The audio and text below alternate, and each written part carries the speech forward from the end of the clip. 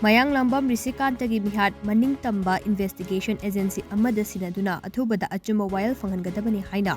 Federation of Civil Society Organization Focs Manipurna mari lainaba singda takshilakle.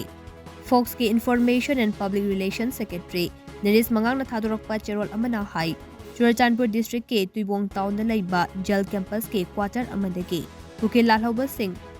Oiramgani haina chingnaba miyoi kharana Rishikanta ngarang numidang pung 3:30 tabada phaduna pukhibane tungda Henglep Police Station gi manung chanba Tidna Jangi mafam amada mihathina hatoklambani thawong ase Focs Manipurna akan mongda condemn tawwe Thodok asigi matangda achumba langlalangjel khangnaba amade maralaiba sing matik chaba cherak pinaba National Investigation Agency NIA da case asi sinaduna athuba matamda achumba wayal fanghangadabane Manipurda thokliba irang ase lengak amade lamdam asigi civil society organization singna honabadagi tapna mahausa gi fibamda hanjalaknabasu kanagumba miyoi kharana marakta thokaningdaba thodok sing thokhannaba atamnana honarabra haibagi jingnaba leire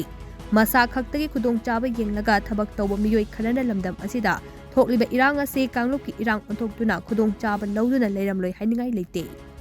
Wafam asimak ngarang thokiba thodok amadi matam kharagi mamangna thokiba thodok sing aduna chawng chingnaba pokhale state asida deploy tawriba Central Paramilitary Force sing amade State Force na achan mirai naidana pukchel singna thabak tawduna amade stakeholders singa tanaduna state asigi mahausa gi phibamda hanjilaknaba honaminabagi tangai fadaba chawna lei hainasu cherol asina makha tara phungrurakle